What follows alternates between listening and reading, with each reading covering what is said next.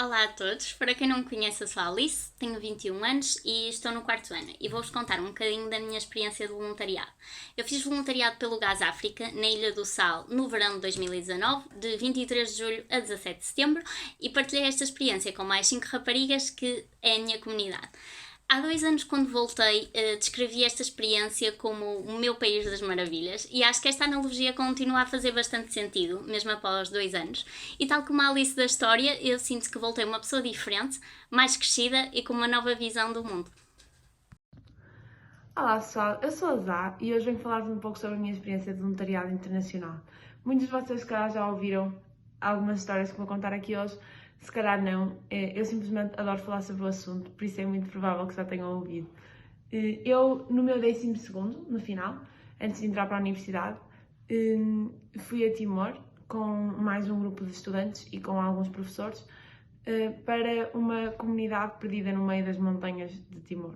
Não era propriamente em Dili, na cidade, era em Zumalai, numas montanhas a 8 horas de caminhoneta de Zumalai. Pronto. E eu nunca tinha andado de avião assim longas distâncias. Eu tinha ido à França, à Itália e nada muito mais do que isso. Pronto. E do nada dizem-me, pronto, agora vocês vão apanhar um avião Porto-Madrid, Madrid-Qatar, Qatar-Bali e depois Bali Dili, uma pequena avioneta que eu sinceramente não confiava nada, e depois em Dili ainda tivemos que ir até Zumalai. Pronto, foi uma viagem gigantesca, foi uma viagem incrível, eu na verdade adorei, foi super desconfortável, mas foi super incrível e foi mesmo uma boa experiência. Olá, o meu nome é Maria Teresa Teixeira, sou aluna do 4º ano do MIEGI e sou também madrinha do Rieta, um menino de Nampula, desde os meus 16 anos. Através da Associação ELPO, presto um apoio financeiro mensal que ajuda esta criança não só a ter acesso à educação, mas também a todos os cuidados de saúde que se estendem ao seu agregado familiar e colegas da escola. O que é interessante é que esta associação, a ELPO, tem não só uma série de programas de apadrinhamento, como também possibilita aos padrinhos e a outros voluntários ações no terreno que ajudam no sentido de ajudar estas famílias a ultrapassar as situações difíceis em que vivem.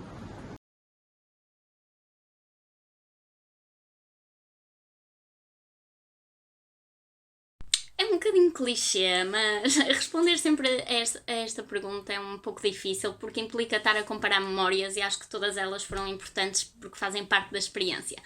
Mas vou começar se calhar pelo pior. O que foi mais difícil para nós tínhamos um plano todo estruturado para a criação de um grupo de voluntários lá na Ilha do Sal para também dar continuidade ao projeto. No entanto, nós conseguimos criar um grupo, mas havia muito pouca gente e as pessoas que estavam não estavam realmente interessadas e foi difícil termos também tentado motivá-las e não estar a resultar, tentar fazer ações e não resultar. E o grupo acabou por não dar continuidade ao projeto, ou seja, acho que isso foi um bocadinho difícil de gerir, as expectativas que nós tínhamos de cá, de um plano tão bem estruturado para criar um grupo de voluntários super fixe e interessante como o GAS, no nosso caso, e depois não termos conseguido fazer foi um pouco difícil de gerir. Passando agora para, se calhar, as memórias que me vieram mais felizes à cabeça. Assim do nada eu lembro-me de uma muito aleatória que eu tenho de contextualizar. Um dos pilares do GAS é a simplicidade, ou seja, nós lá tínhamos muito o cuidado de não comer nada que seja muito luxuoso, muito caro, porque também vinha das angariações de fundos e das pessoas que tinham confiado em nós. Então, pronto, passamos 2 meses, quase 2 meses, sem comer bolachas, sem beber sumos, nada disso. E houve uma altura que um dos senhores que geria o supermercado onde nós íamos todas as semanas nos ofereceu 2 iced teas. E foi uma loucura quando chegamos a casa com 2 iced teas e demos por nós a dividir, pronto, os copinhos, os 6 copinhos, como faço com a minha irmã, a ver o nível para todas bebermos o mesmo. Isso é uma memória engraçada que me lembrei. O melhor foi mesmo o momento em que nós chegámos a Zumalai. Pronto, e para mim foi o melhor momento do mês inteiro, que foi chegar lá e sentir que as pessoas queriam mesmo que nós estivéssemos lá. Ou seja, nós chegámos e tínhamos imensas crianças com cartazes com os nossos nomes, com cartazes a dizer Portugal, Porto, obrigada, porque elas já sabiam que nós íamos passar lá aquele mês e estavam mesmo a receber-nos. Ou seja, ser recebidos numa cidade que nós não conhecíamos, não era uma cidade, numa vila, num espaço que nós não conhecíamos, sermos recebidos com crianças tão felizes, foi mesmo, sem dúvida, o melhor momento. Em contrapartida, o pior momento foi mesmo antes de nós irmos embora, porque nos 2 dias anteriores, nos 3 dias anteriores, os miúdos já estavam muito estranhos, já choravam, já pediam para nós não irmos embora, já tinham criado uma relação connosco. E nós dávamos-lhes aulas todos os dias, aos miúdos do 1º ao 9º ano, e criámos sempre uma relação, porque quando não estávamos a dar aulas, estávamos a brincar com eles. Quando não estávamos a brincar com eles, estávamos a falar com eles. Quando não estávamos a falar com eles, estávamos só todos a cantar e todos a rir e acabámos por criar uma relação incrível. Pronto, sem dúvida que o pior momento foi mesmo a partida.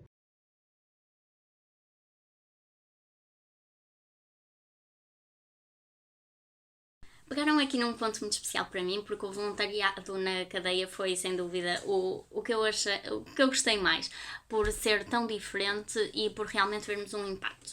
Gostava de fazer aqui só um à partezito, que o Gás África é um voluntariado contínuo, ou seja, quando nós fomos já era o 3º ano consecutivo que iam voluntários do Gás para a Ilha do Sal. Então, já se notava um bocadinho de diferença nos reclusos que tinham tido formação para os que nunca tinham tido. Os que já tinham tido estavam muito mais abertos, nas partilhas falavam muito mais e já tinham um bocadinho mais de dinâmica. Pronto, o nosso papel passou então por focar muito na reinserção social e num aspecto muito específico que era a autoestima e a valorização das capacidades. Nós trabalhamos em conjunto com uma psicóloga, a psicóloga de lá, que nos deu um bocadinho um insight sobre quais eram as necessidades de cada grupo, porque nós trabalhamos tanto com a ala feminina como a masculina e as necessidades eram muito diferentes entre os dois. E pronto, o nosso moto principal era a pessoa que as ações que eu cometi e o que eu fiz e onde eu estou não definem quem eu serei amanhã.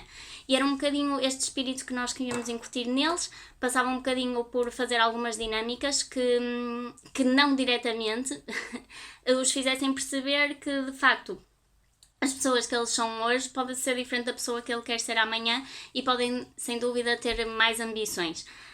Para vos dar um exemplo em concreto do nosso impacto, nós no início da formação dávamos um caderno para eles apontarem tudo o que quisessem, as reflexões que nós também proporcionávamos.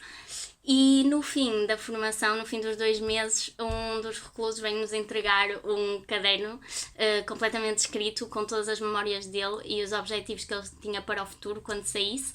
E foi bom ver essa evolução e o que nós conseguimos proporcionar e o impacto que tivemos.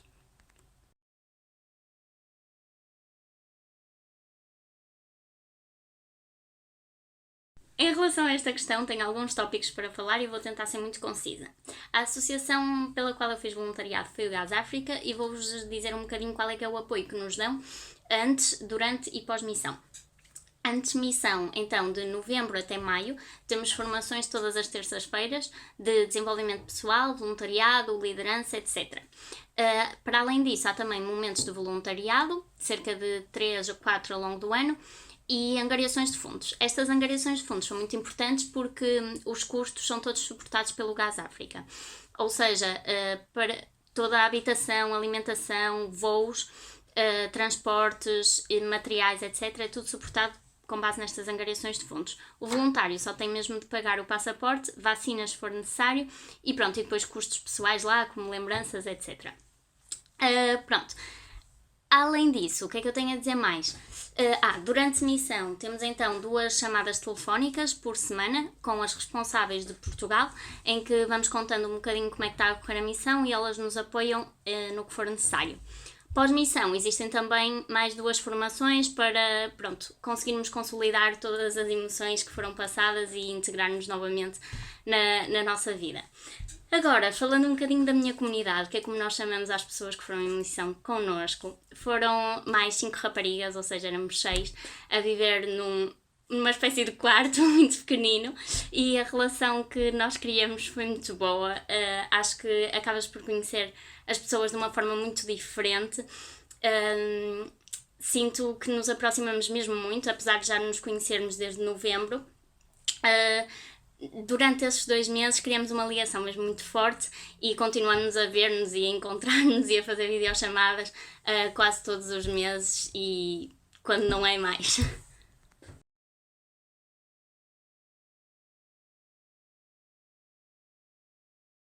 Relativamente àquilo que nós deixamos nas crianças, ou seja, o quanto nós contribuímos para o seu desenvolvimento pessoal, foi sem dúvida nenhuma o facto de podermos ser um exemplo, ou seja, irmos para lá, falarmos da nossa vida, não era preciso expandirmos muito, era só falarmos da nossa vida e daquilo que nós gostávamos, para eles era mesmo um fator uau, ou seja, eles acreditavam mesmo em tudo aquilo que nós dizíamos, portanto nós éramos o poder da mudança, ou seja, nós a falarmos normalmente com eles, nós mostrávamos-lhes que o mundo era mais do que aquele sítio onde eles estavam, aquela montanha perdida no meio do nada.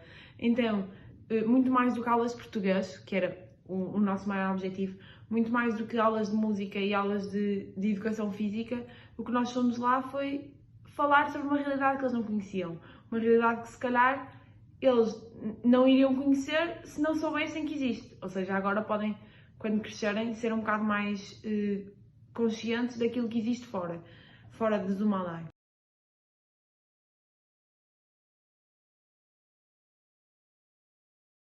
Aquilo que eles deixaram em nós foi, sem dúvida, o sentimento de missão cumprida. Ou seja, nós vermos as crianças a sorrir, as crianças a chorar por nós irmos embora. Tudo aquilo que nós sentimos na partida foi mesmo a questão de eles estarem verdadeiramente agradecidos e felizes por nós termos estado lá. E eu acho que nada é melhor do que mostrar algumas das coisas que eles nos deram antes de nós irmos embora. Olhem, uma menina deu-me uma pedra que diz Zazá, do género, eles não tinham mesmo nada para nos dar, então as pequenas coisas que eles encontravam, eles embrulhavam e davam-nos. Depois temos imensas cartas, tipo, eu chorei mesmo muito ao ler estas cartas. Olhem, isto era do Joanino, ele escreveu Timor, Porto, pronto. Eu fico mesmo triste ao ver estas coisas, quer dizer, triste e feliz ao mesmo tempo. Olhem, esta menina, eu não sei como, ela tinha uma impressora em Zumalai, eu juro, ainda hoje eu não sei como é que ela imprimiu esta foto, mas pronto, ela imprimiu uma fotografia de mim a pegá-la ao colo e eu sei que não há preferidos, mas eu quero mesmo acabar este vídeo com uma fotografia do Ferdinand. É o miúdo que eu muitas vezes, quando me lembro de Timor, eu lembro-me do Ferdinand e para mim foi mesmo o miúdo que mais me marcou. Pronto, e o sorriso dele, ele era dos mais problemáticos de todos e tinha ataques de pânico, mas o ser capaz de o acalmar e o ser capaz de ele vir ter comigo e dizer Irmã Zazá e abraçar-me era mesmo. Eu não consigo falar sobre o Ferdinand. Portanto, eu espero ter ajudado e ter-me conseguido mostrar o quão possível é ajudar e o quão possível é, com pequenas coisas, ser mesmo útil e não é para nos sentirmos úteis, é para as pessoas crescerem com isso. Por isso, qualquer coisa podem me perguntar, eu adoro falar sobre o assunto e consigo falar horas e horas sobre Timor, por isso estejam à vontade.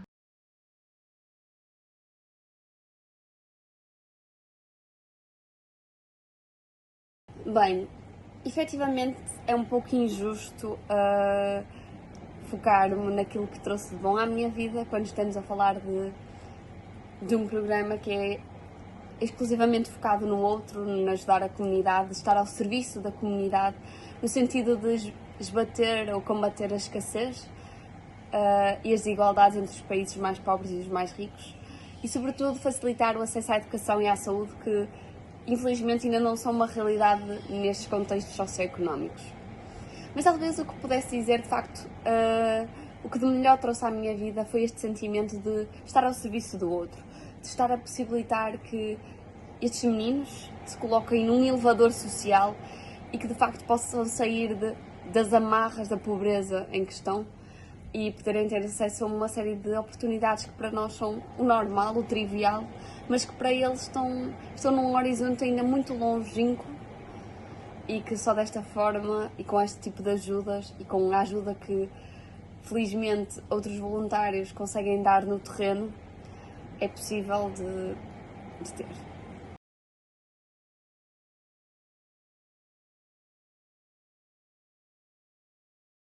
Bem, um dos aspectos mais curiosos é que, de facto, o programa de apadrinhamento não termina na criança, mas estende-se a toda a comunidade escolar e até à própria família. E, obviamente, o acesso à escolaridade e aos cuidados de saúde são a base do indivíduo. Estas crianças acabam por ter um leque muito maior de oportunidades de futuro e o facto de terminarem a educação básica e, quiçá, poderem vir a tirar um curso mais especializado, não estou a dizer um curso universitário, mas algo mais técnico, acaba por lhes abrir oportunidades que de outra forma, neste contexto, seriam impossíveis. Para além disto, estas crianças são os adultos do futuro, são a geração do futuro. E acredito que pela formação e pela consciencialização destas crianças, a geração do futuro vai ter um acesso muito mais facilitado a este tipo de oportunidades, porque da parte dos pais também já existe outro mindset e outra preocupação com de facto levar as crianças à escola e de lhes permitir ter um futuro diferente daqueles que eles tiveram.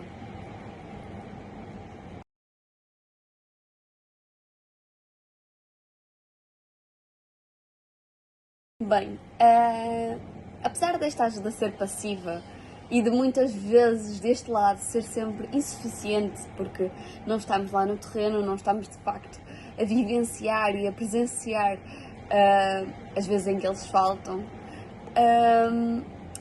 nós temos acesso mensalmente, é-nos enviado um relatório por parte da ELPO, que é a organização pela qual apadrinho o Rieta, que é o meu filhado, uma carta e vamos recebendo updates em termos das notas que eles vão tendo, um texto escrito pelo aluno e um desenho. Também é-nos feito chegar algumas notícias de Nampula, nomeadamente se existem pragas, se existe algum desastre ambiental ou de alguma índole, no sentido de ajudar. E foi neste sentido que surgiu a oportunidade de... Eu disse que, na sequência de um prémio que ganhei, gostaria de dar esse prémio para a ELPO e que gostaria de saber em que área que eles de facto tinham mais necessidades e em que é que eu poderia ajudar. E eles disseram que de facto não estavam a conseguir dar os lanches escolares, só ao fim de semana, e o que acontecia é que as crianças, sabendo que o lanche seria ao fim de semana, faltavam à escola durante a semana. E eu disse que de facto teria todo o interesse em poder facultar os lanches todos os dias para que as crianças se dirigissem à escola diariamente, quase como um incentivo para ir à escola, mas que de facto acaba por cumprir o propósito que é as crianças terem o acesso à educação.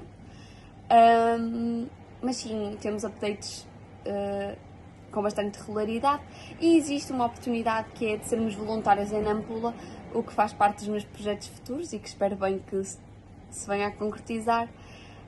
E, portanto, ter uma posição e uma atividade muito mais ativa no local.